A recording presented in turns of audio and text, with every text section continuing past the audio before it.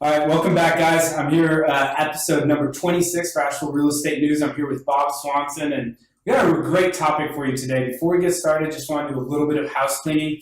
I want to remind everybody we're on iTunes, we're on Google Play. Check us out. Give us a download, listen. We're also on Instagram, YouTube, and Facebook. So wherever you hang out online, we hope to be there. And check out some of our episodes. Let us know what you're interested in hearing. And if you like the content we're providing for you, let us know. As we get into it today, though, we're talking about real estate niches and how to develop that and an opportunity for people to do that. And Bob, why don't you introduce yourself and how you got into real estate? Well, hi guys. I'm Bob Swanson. I've been in this real estate work for a little bit over 25 years. And I was in Atlanta at the time. I bought into a company that was building managed healthcare networks. And after 6 months, I realized I'd gotten hosed. So rather than die a slow financial death, I decided to leave. And I found myself in this real estate seminar. And after I listened to this high-powered guy talking to an audience of 600, I decided it wasn't for me. But I went and I joined the local Real Estate Investors Association. And if it had been a year earlier, it wouldn't have been the right thing for me. But this just really resonated with me at that time. Perfect timing. Yeah, it was perfect timing. So I took this class that they were doing in this real estate investment group. And it taught me how to wholesale houses. So I put up some of these little signs that you see on the side of the road. I buy houses. We buy houses, yeah. So about a week later, this guy calls me. And he's a retired real estate broker in his 70s. And he had this little concrete block house right down in this, literally in the shadow of the old Atlanta Braves stadium. I went down and took a look at it. Everything was concrete block, inside and outside. Even the shower was just a pipe coming out of the ceiling. Right. So I didn't know what to do. So I was just getting my feet on the ground. So I offered this guy $7,000 for the house. He said, okay.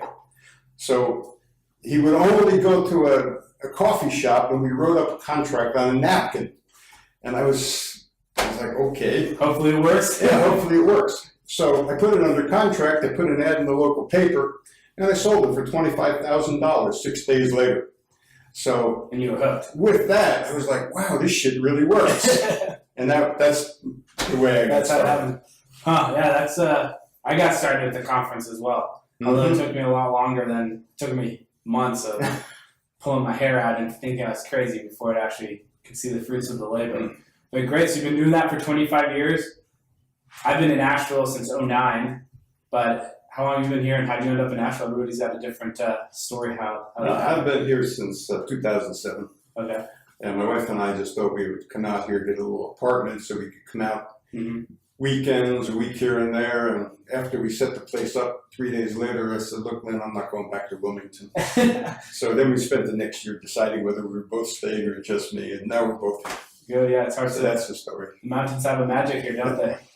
Very cool. Well, as you were talking about, real estate, one of the things that I know for me personally was really hard getting involved is it's like a world of possibilities out there. And so what do you decide? Excuse me, I know that's something you're passionate about, is like the importance of deciding on your niche, right? So very important. Maybe why is that important? I seem to remember meeting you not too long after you started in this work, and I know how hard that you've worked at it and how successful you've been since, so it's really been a pleasure to watch. Thank you. But I agree. Finding a niche is absolutely key if you're going to not spin your wheels and get really frustrated. So if you've got an interest, good thing to explore that interest. And one of the ways to do that is to go and find the local Real Estate Investors Association, because there you get to meet people that are in all different niches of real estate. Yeah. And off the top of your head. Yeah. Without counting that, how many different niches can you think of? Without exaggerating, there's more than 20. More than 20. Yeah. So I agree. I think that's one of the things that's the most exciting to me about working in this field is it doesn't really matter what you like, you can find a way to make it work inside of real estate. Right. Good idea to find one place to start. For sure. And learn how to walk the walk and talk the talk in that one area. A lot of the times people think about real estate agent as a niche, and it is, and that's probably where most of the people are. But being in the investment side, where you're actually making the decisions in the negotiation, is far more rewarding, more exciting, and also, you know, the potential to make a lot more money. Mm-hmm. Because the one thing about real estate that's so beautiful is that once you learn this business, you can create your lifestyle around the work instead of, you know, just going to work. Yeah, absolutely. I think that that's been a common theme.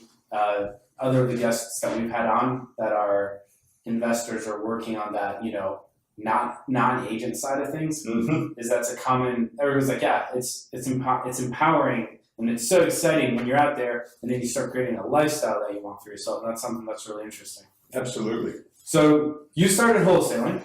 Mm-hmm. Was that the niche you fell into, like throughout most of your career, or what was the niche what was your niche when you were?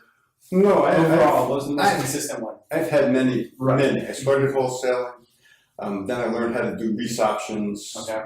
How to renovate houses. Mm-hmm. How to flip those houses, and I did that in Atlanta for about 6 or 8 years, and I ended up with a rental portfolio at that time of about 45 houses. Mm-hmm. And as part of the niches, I learned how to buy houses with no money down. So I created owner financing, or I created subject to purchases. Okay. And so I never had to go to the bank for any of those 45 houses. Mm-hmm. That's exciting. It was very good. So maybe then, what was your favorite niche over those past 25 years? My favorite. Maybe not the one that you were the benefited the most financially, but the one we just got the most innate joy from. Honestly, I gravitated from one to the other, and in the beginning, you know, you learn one niche, and it takes a number of years to get really good at it, Mm-hmm. because there's a lot of components to real estate. You know, you have to do the marketing, you have to learn how to talk to people on the phone. So, you know, these things take a little bit of time, so you have to be a little patient and practice at the same time. So I've enjoyed all of them. Mm-hmm. I wouldn't say that one more than the other. You know, I actually ended up with 2 rental portfolios each time, about 40 to 45 houses. Mm-hmm. And then 2008 came, and, you know, kind of, then you a lot of them went away. Yeah. 2008. Whew, yeah, so I've been in it since 2012, so I've only enjoyed the straight up. Mm-hmm. And I know we never talked about this. I'm gonna put you on the spot a little bit, so feel free to deflect the question. But if you were gonna have to make a prediction for 2018 real estate, Mm-hmm. what would it be? There's upset in the market ahead. Not a bit of doubt in my mind. This year? I never know. I thought it would come in 2013 or 14 already. So it's a couple of years overdue. Fair enough. But I know that there's changes. You know, we tend to think about things in linear manners, where, you know, you project out according to the way things happened in the past. But I think we're in an era right now that that's not the way life works anymore. Yeah, it's interesting. And so if you that's a whole other discussion. It is. So I just would say that. So can I get a concrete 2018 market continues to be strong? Does it level off, or is there a decline? If you had to choose one, which one would it be? I would say that I wouldn't buy anything at full price that I couldn't get out of. Because I think it might be different.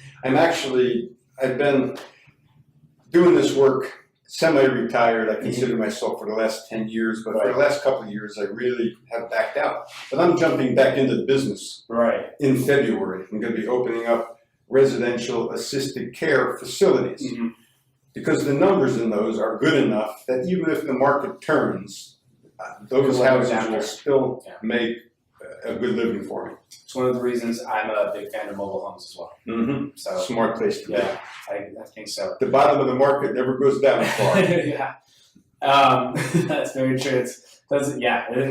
Especially housing, when you're providing good affordable housing, like there's always going to be a need for it, and I think that there's definitely something to be said about living there. And in our community, you're providing a really valuable service with mobile homes, because affordable housing is critical for Asheville. Yeah, we've had a lot of conversations about that on this show specifically. Right.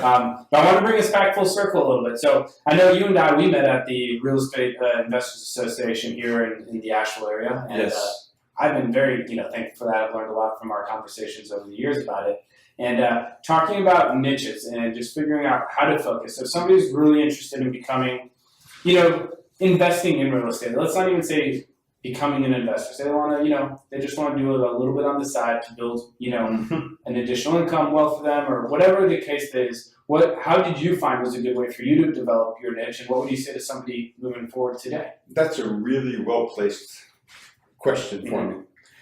Because the best way, there's a lot of different people online that are marketing different things. Yeah. A website called Bigger Pockets, and all of the information is good. But you can't be face-to-face with people who are actually doing these different niches in real estate. And willing to talk about it in the local market.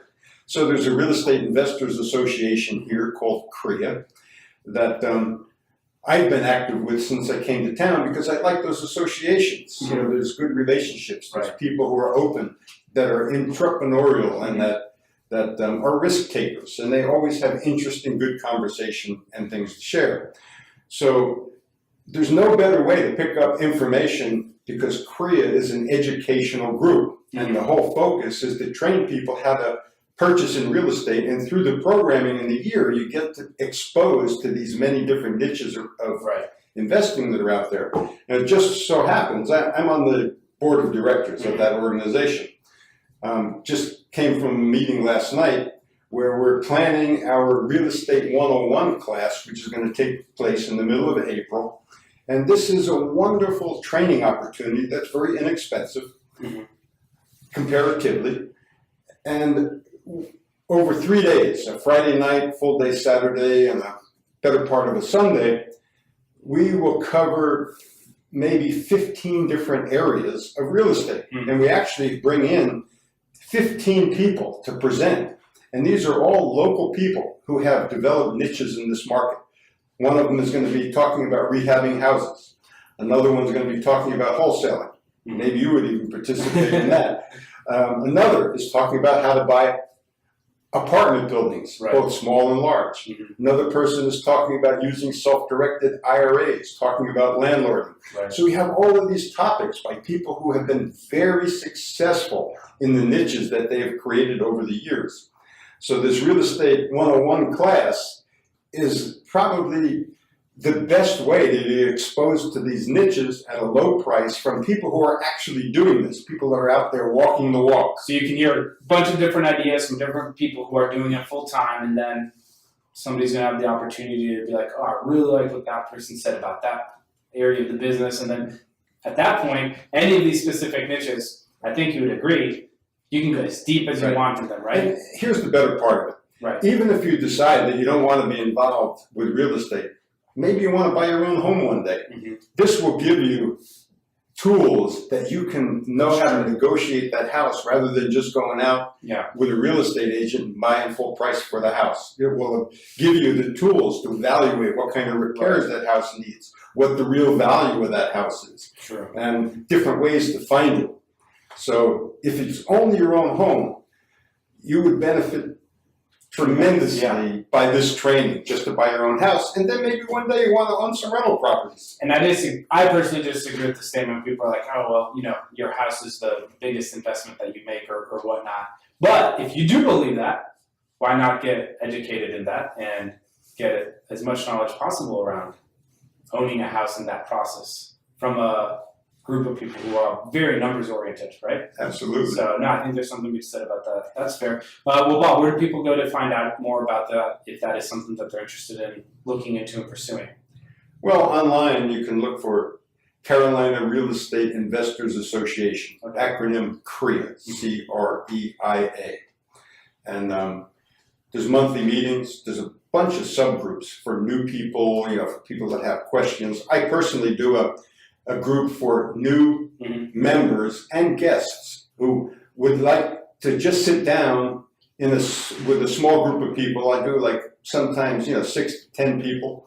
I get together with them the Wednesday after the general meeting so that people can ask me questions that will allow them to determine whether they want to spend $150 that it costs to be a member of the group and whether they're going to get enough out of that. And I talk to them about how to use this group to get the most information, even if it's only to buy your own house.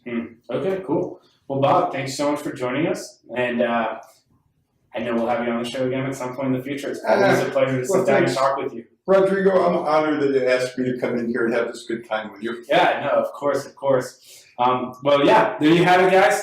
Tune back in. Check us out. Instagram, Facebook, YouTube, iTunes. We're everywhere. Let us know what you think and what's your niche. Let us know.